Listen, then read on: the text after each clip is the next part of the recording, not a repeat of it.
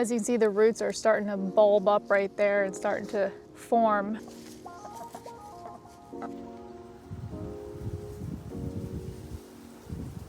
Grab the perfect amount of steaks because we got 1, 2, 3, 4, 5, 6 alive.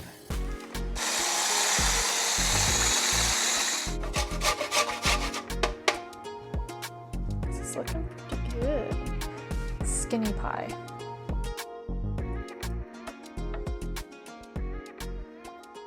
What are you doing? Oh, you enjoying the sunshine? Oh my goodness, what a good boy. Oh, what a good boy.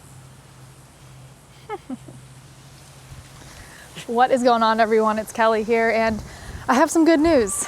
A couple weeks ago, I found some chickens for sale in my area. So my OG chicken, sorry, the wind just picked up, has new chicken friends. They are getting along very well. In the beginning, the OG chicken did not like the 3 new chickens, which, as you can see, there's one there, there, and there, and then the OG is right here. She's still head honcho. This darker chicken right here, she's kind of like next in line. Them two kind of battle it out a little bit over dominance, but so far so good. They're all getting along. I did have a divider for them, which I'll show you guys. My door is broken, so I have to step over it. So when I first got the chickens, I divided them with this door right here, and I just clipped it shut like that. So I kept the 3 new chickens inside the coop. That way they would know that the coop is where they need to go roost for the night. And then the OG chicken just roosted out here on this stick right here. And I put a canvas here, so if it downpoured at night, the OG chicken wouldn't be soaking wet. So probably about 3 days ago, I went ahead and opened the door, and I'm kind of letting them socialize, and now they all roost together in the coop. Super happy with them. I'm getting 4 eggs a day now, so super excited for that. But these two kind of stick together. This is the OG right here. She's a Rhode Island Red. These ones are called Cinnamon something. I'll put it on the screen right here. But they're really good egg layers, and they kind of look like the Rhode Island Reds, but I guess they're a little bit different. Cinnamon, oh, I can't think of the word. I'll put it on the screen right here. So super excited about it. As you can see, the OG is a little vocal. I know. What do you think? But I'm happy she's not lonely anymore.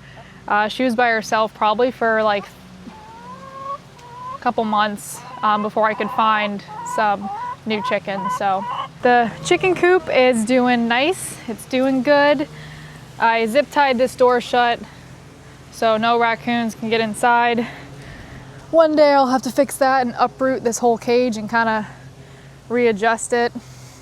It's starting to sink into the ground right here, as you can see. So it's just kind of holding on by some clips, but that is a project for another day. It is so hot in Florida right now. I literally have to come inside every 15 minutes just to cool off. But check this out. This is the world's smallest 3 kilowatt powerhouse with 2 high-powered output features, 2400 watt continuous output, and it provides 4800 watt of surge powerlifting. As most of you know, I live in Florida, and with living in Florida comes hurricane season. Now we're in the beginning of our summertime, which is the perfect time to start prepping for hurricane season. Whether you're out getting batteries, fans, night lights, generators, or in my case, the Bluetti Elite 300 Powerhouse station. This Powerhouse can help me run fans, help me keep my deep freezers cold, because you guys know I go hunting and fishing a lot. My freezers are full of, well, practically my life, like my food. I have elk, I have deer, I have fish, all in my homemade soups in my freezer. And that over anything that needs to be powered in my house is #1. If your power was to suddenly go out, the fast 10 millisecond power outage backup will kick in and keep your devices running. So in any situation where you think you're gonna have a power outage or you wanna be prepared, go ahead and charge your Powerhouse from home while you still have power. As you can see, it's 100%. I just plugged it in this morning, but It comes with a lot of different plugins, and I'm going to show you guys that right here. Right here you have your traditional AC outputs, which you have 4 of them here, and you just turn this button on in order to activate these. Turn it off if you're not using it. You have your C ports for your phone chargers, or if you're charging any other device like GoPros, cameras, anything like that, as well as your USB ports over here. Now this plug, the TT30, which is used for campers, RVs, trailers, anything of that source, we have that plug right here, which will be super beneficial for my camper if I'm ever using it in the outdoors camping. I can actually plug my electricity throughout my camper to this Powerhouse, and it'll give me power for what I need. On this side, you also have your car charger port right here, and a few other different types of inputs and outputs. And just an example of the longevity of the Bluetti Elite 300 that I have, it could run a fan at 40 watts for 44 hours, a water pump at 50 watts for 37 hours. It can charge my laptop up to 33 times. You can easily power high wattage appliances, which makes it perfect for RVs, outdoor camping, and any emergency backup. Another great thing about Bluetti is there is a Bluetti app control. So you can monitor the energy, you can wake the unit up, or you can schedule device automation with Bluetooth and Wi-Fi. Can I help you? If you guys want to be prepared for hurricane season, or if you have any power outages, big storms, or if you guys go camping, you guys can go in the link in the description below this video for a discount for these Bluetti Elite 300 Powerhouses. What you think, Finley? You ready for hurricane season? Yeah? No, Finley does not like storms. He actually doesn't like thunder. He doesn't like thunder. You are just such a good boy. You are just such a good boy. Finley has been enjoying these summer days, enjoying the warmth. He comes out here and just lays in the sun. Yeah. He's so funny. So, fun fact about chickens, if you didn't know, you can't just add chickens to your flock because there is a pecking order. So you have to kind of slowly introduce them, let them hang out, get used to each other, and then they can start hanging out with each other, because the OG chicken would just really terrorize, stress out the new chickens, and maybe even kill them. So there is definitely a pecking order with chickens. Little update on my trees I planted. They are doing wonderful. We have a bunch of blooms on the starfruit tree, which I heard if it's a very new tree, you can actually cut off these blooms to make the tree even better for next year. I'm gonna let them bloom for a little bit and kind of go from there, maybe cut half of them off, but super excited about that. Finley, you're so cute. And then my mulberry tree. Look, I already have little berries coming in. Super stoked. We got like 10 berries there. We got one there. We got one here. Finley, don't be eating my berries now. We got 3 right there. A couple over here. Super stoked. Every day I come out here and I always check my little berries. They're actually getting some color now. As you can see, there's a little bit of pink in there. So stoked. Another plant fruit I did add to my backyard is a passion fruit vine. Now, I was gonna build a big trellis for it, however, I haven't got around to it and I already bought the plant, so my loofah wall turned into an orchid wall, which I'm not gonna do that anymore.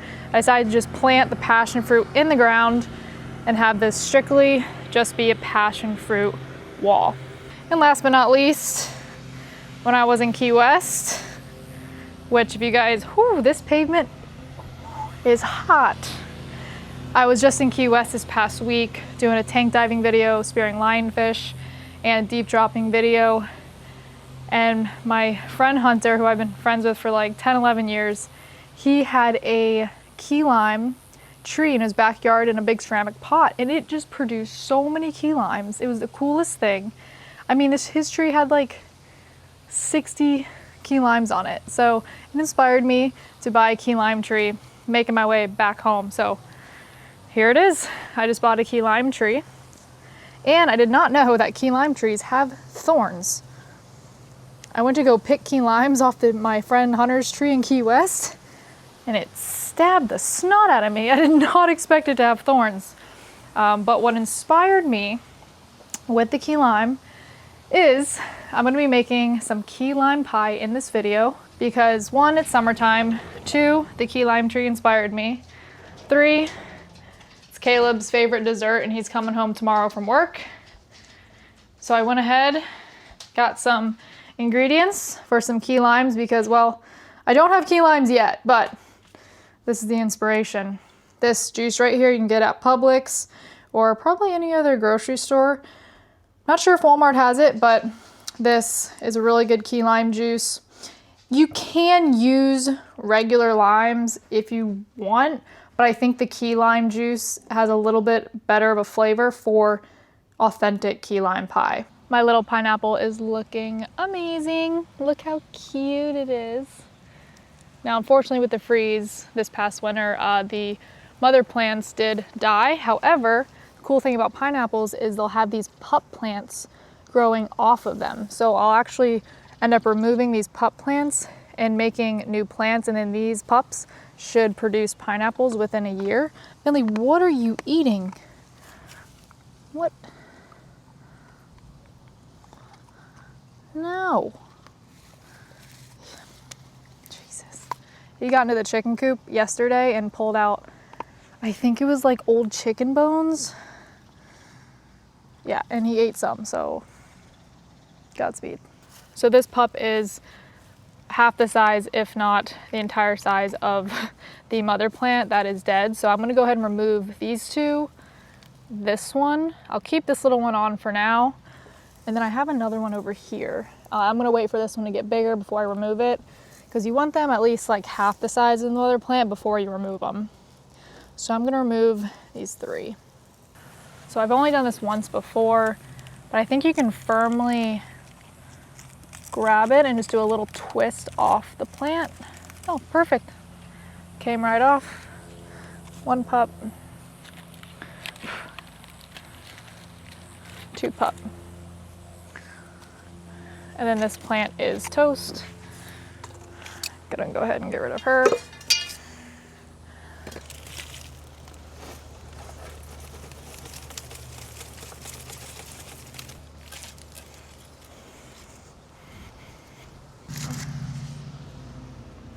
I had these stakes in here because if a pineapple does grow, they get a little top heavy. So that way the stakes can kind of help with the plant so it doesn't fall over. I'm gonna go ahead and try to take this one off. Just like that, perfect. That one I'm gonna leave on, and then that one obviously I'm gonna wait to grow. Not sure what I'm gonna do with this planter. It's kind of falling apart. I've already redone it a few times. Got it off Facebook Marketplace, super cute planter, but he used like these tiny little nails. So when I loaded it up with dirt, it just fell apart. So I reinforced it with a bunch of screws everywhere, and it's okay. So I'm gonna go ahead and let these 2 pineapples do their thing, empty it out, and I don't know, fix it up, put it somewhere else, or do something else with it. We're gonna go ahead and take the bottom leaves off to expose this root right here and stick it in some soil.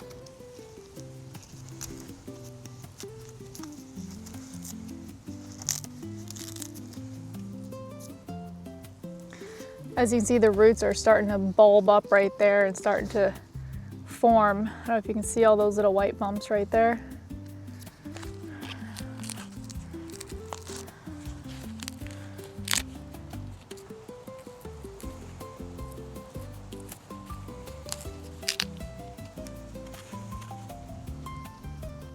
I've only done this once before, so if you guys have any tips or tricks for pineapples, let me know. I think you could actually cut this too, but I'm gonna kind of let it naturally do its thing. As you can see, the roots are already coming through on that other one, so I just want to let it ride and have them come through.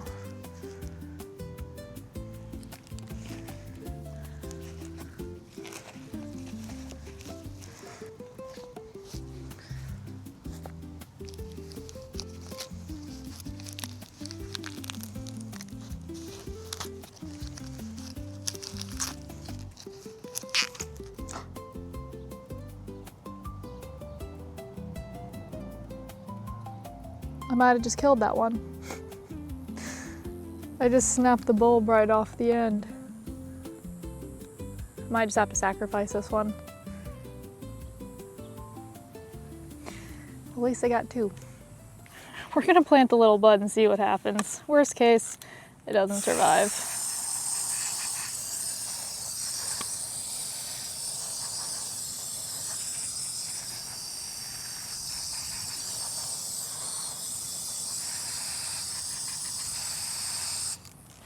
I also planted purple sweet potato in here. I bought some purple potatoes from Sprouts and one was left on my counter and started sprouting. So I went ahead and cut the little buds off, put it in a bowl of water for like 3 days and the sprouts started just sprouting like crazy. So I got this like potato sack right here off Amazon. It even has like a little window here. You can un-Velcro and view the potatoes when they're done. 2 of the sprouts died because I put a sprout. 1, 2, 3, 4, 5, 6, 7, 8. These 2 didn't make it, but that's okay because we got 1, 2, 3, 4, 5, 6 alive. I will notice the one thing about summertime is flies are everywhere. I don't know why they multiply during summer, but I have these little fly traps that I got off Amazon. Right here, I just hung it up yesterday. There's like probably like 15 flies in it, but there's a little bag of like, I don't know, fly attractant that will dissolve in the water you put in there. And you just hang it up wherever you have a lot of flies, which these guys like to attract some flies with their chicken poop and the food I throw in here. So yeah, I'll trap a lot of flies, like seriously in like 4 days, 4 or 5 days, that thing will have like 60 flies in it. They'll be like bzzz, buzzing all around. So those work really well. Banana trees flourishing, as you can see behind me. These flowers I planted in my last backyard video are looking amazing. We got little purple flowers, just a nice little butterfly attractant. One thing I forgot about when you have chickens is if you put down any type of mulch and you let them out of their enclosure, they're gonna come scratch it all out. So I bought a little bit of like a chicken wire here, and I had this old green galvanized fencing. I might just use this for one of the trees and some of this chicken wire and those green stakes I have for the pineapples around the other tree, because I want to let my chickens out so they could free range in my backyard, but they scratch up everything and I'm trying to keep it nice. I had this because when I first moved in, there was a hole in my fence over there. I didn't want Finley or my chickens going through it, so I just bought this, but I'm about to just use it for this now, which I think might work. Oh my gosh. Is it gonna be big enough? Oh my God, it's like perfect size. You know, it's a little bent, but that's okay.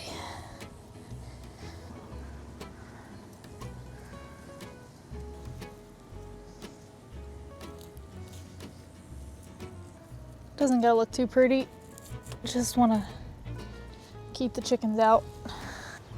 So my plan is to put these stakes in the ground and just zip tie that chicken wire around it. Whew, it is hot out here. Grab the perfect amount of stakes.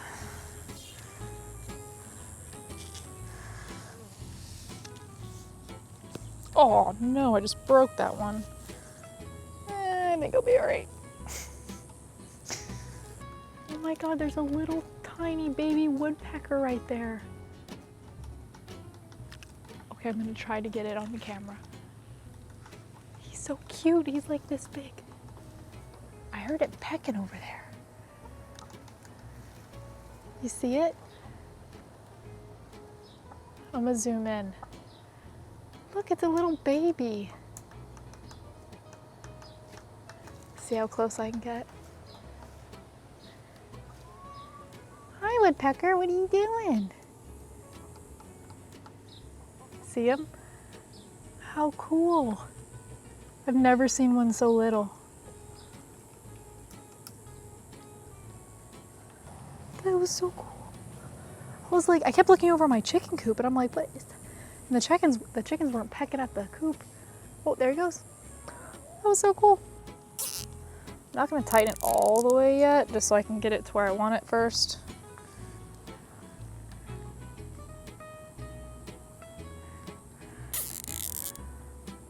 Just keeping it pretty loose right now so I could adjust it when I get a couple of these on the stakes.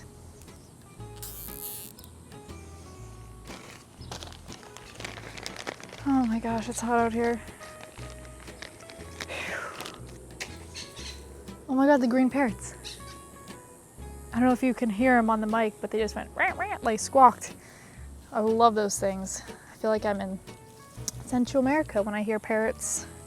We have these invasive green parrots in Stewart, and they have been flying over my house lately. Been loving it. Oh man. Oh look, an ibis. 2 ibises just flew right next to me.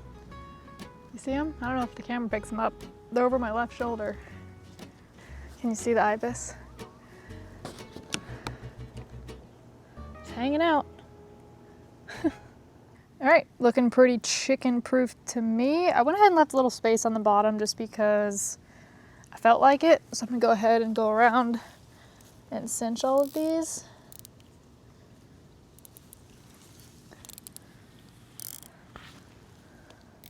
Kind of need 2 hands for that. How cool is that? So many birds today. The green parrots that flew over my house, the baby woodpecker, and then now these 2 guys. Oh man. All right, well, that roll, I got that roll off Amazon and it was like the perfect amount to do 1 tree. So I'm gonna order another roll just because that green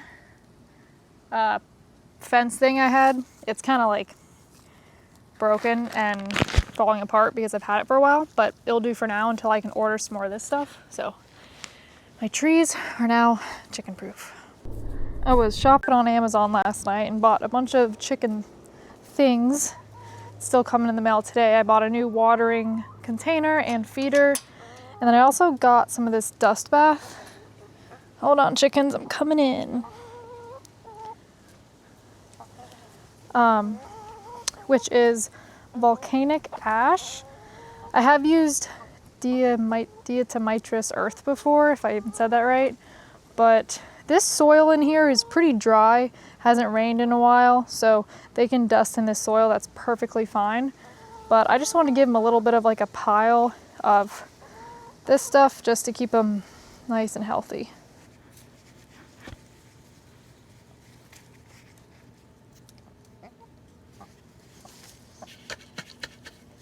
So the volcanic ash also acts as a natural parasite control, and it also delivers essential trace minerals when it's ingested. Eradicates parasites, it's gentle on the skin, and helps with odor reduction. Just a little bit of, look, my chicken's already dusting in it.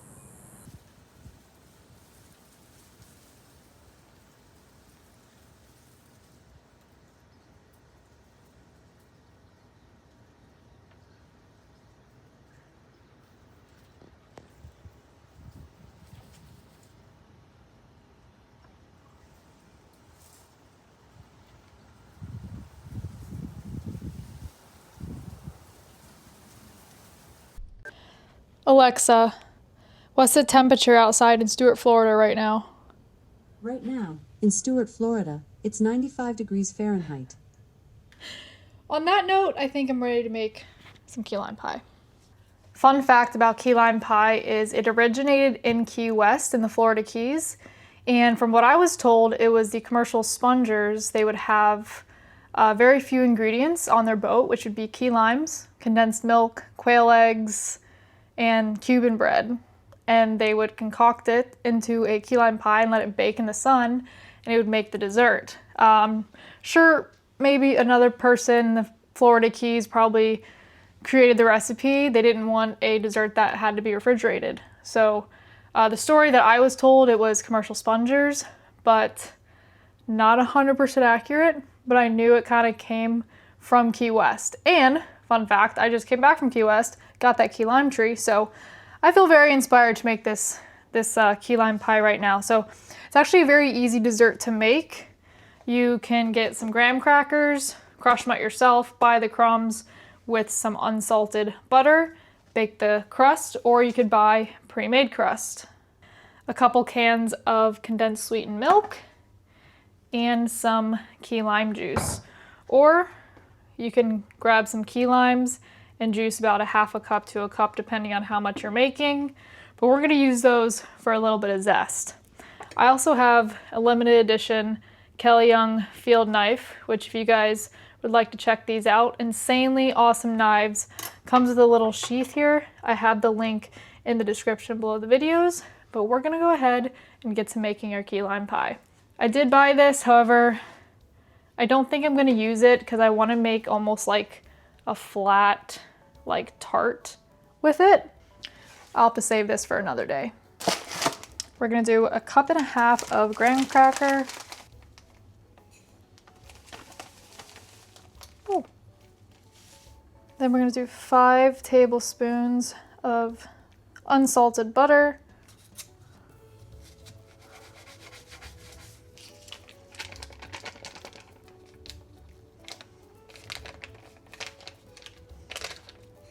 This I am gonna use my hands for because I think it's just a little easier.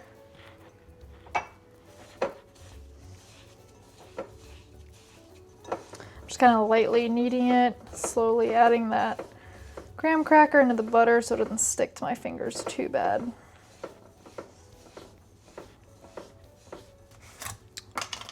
I'm gonna add a little bit of sugar, just a couple spoonfuls.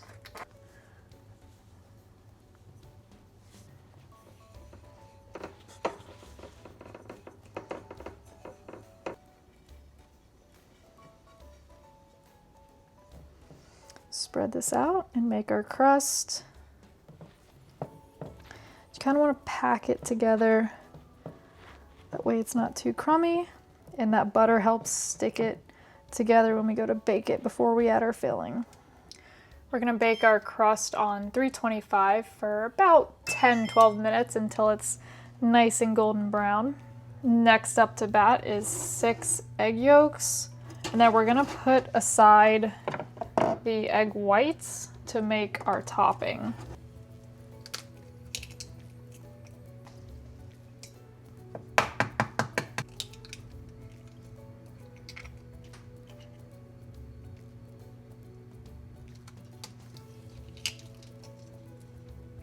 No! Dang it.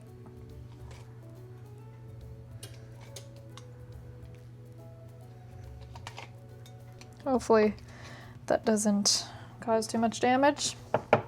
I save my eggshells, and when I gather a bunch of them, I'll crush them up, put them in a blender with a little water just so they blend, and I'll feed them back to my chickens for calcium. Alexa, set timer for 10 minutes. 10 minutes, starting now.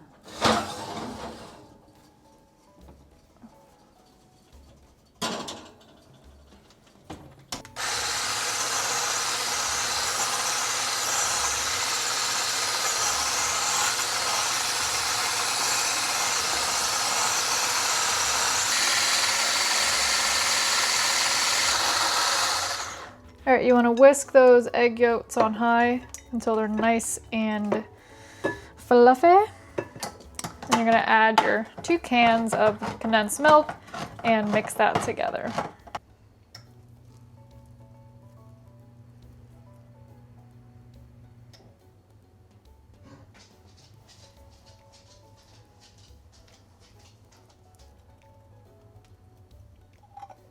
Half a cup.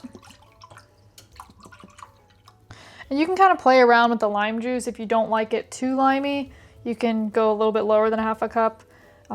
If you love that super tart limeness, go with the half a cup.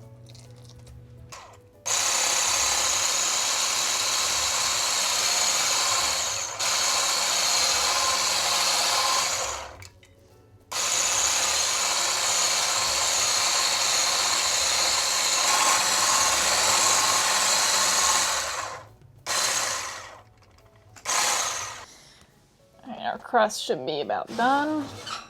We're gonna let that cool for a little bit before we put our filling in.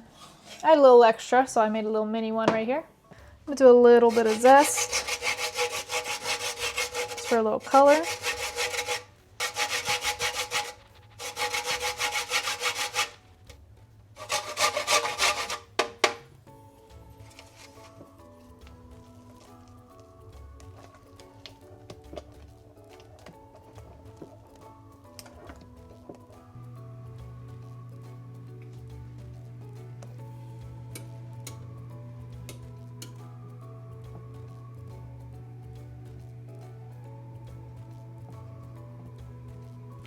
I love when you have a little bit extra and then you can make like a little pie you can eat and not destroy the main one.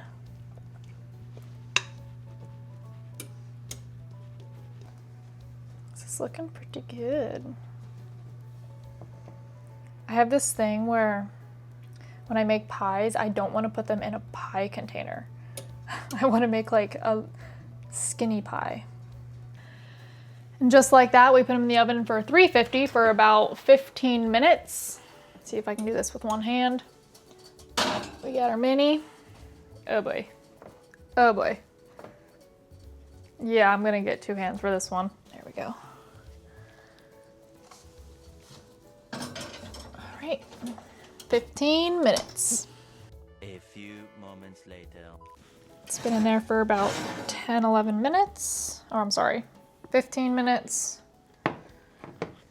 We're gonna let that sit and cool before we whip up our meringue. So just like that, we're gonna let it sit and cool for a little bit, and then we're gonna whip up our meringue. Now, I've never made a meringue before. Normally, I just use a little bit of heavy whipping cream to top my key lime pie, but we're gonna use some of our egg whites, a little bit of sugar, vanilla, and a little lemon juice because I do not have cream of tartar, which is, I guess, just something acidic to put in meringue to do something. But Google said I could use a little bit of lemon juice instead, so that's what we're gonna use. Now that our pie is cooled down, so this is 6 egg whites, but we're gonna use 4. We're gonna see how well I can do this with one hand. It's probably about 5, but we're gonna go with it. We're gonna do a little bit of vanilla, which this is homemade vanilla from vanilla beans from Costa Rica. We're gonna do a half a teaspoon of lemon juice. See if I can, there we go. Perfect. Then we're gonna whisk this up and then slowly add our sugar.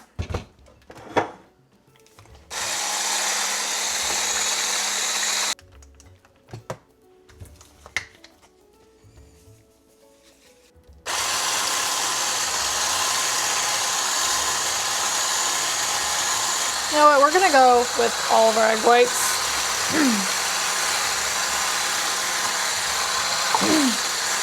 I'd rather make more than have not enough.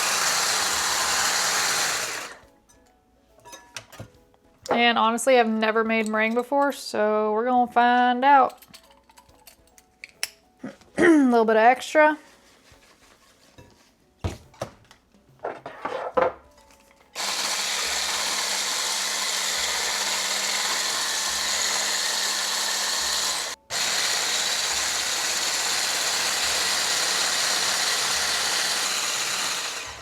I've been whipping for about 4 or 5 minutes now. We're out of that bubble stage into more of like a creamy stage. So hopefully I can start seeing them peak soon. As I'm still whisking this meringue. So online, there's been kind of 2 different ways I've been reading, is to put the meringue on while the pie is still really hot. But then somebody else told me to not do it when it's hot and to put the meringue on when it's cooled down. So in the comments below, what do you recommend? Because I have no idea. Noted. So the tiny little bit of egg yolk that was in those whites, I think, is making my meringue not stiff. Because you can't have any fat, and Google is making that very well known, saying absolutely no fat, even a little bit of egg yolk can throw off your meringue. So we're still going to use a little bit anyway, but it's not as whippy as I would like it, but That's what I got. I think it will still taste good. It still has a good flavor. I think I'm just gonna do on half.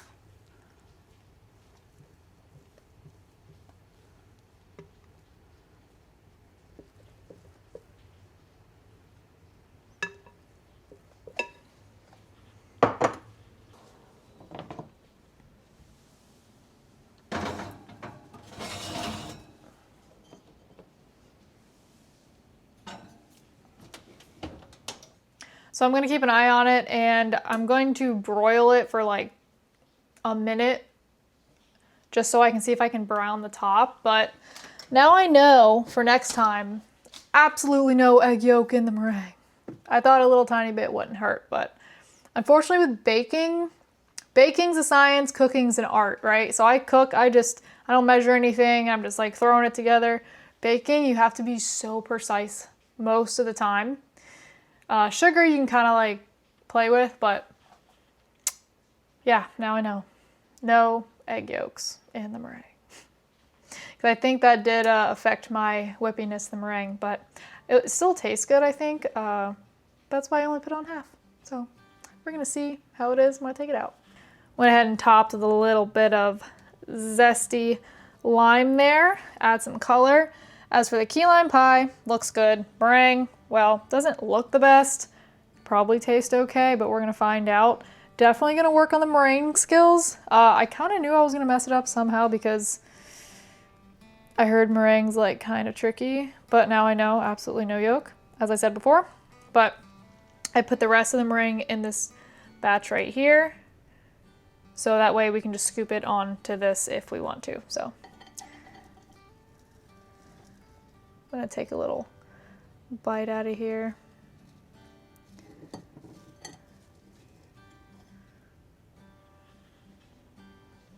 Actually, the meringue doesn't look too bad.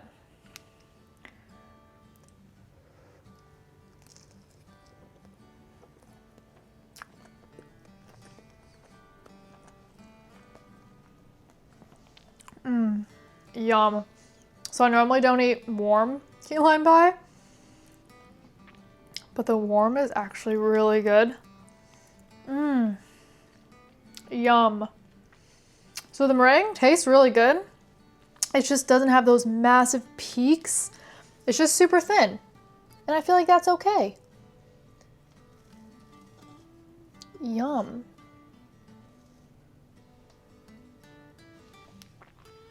I like it.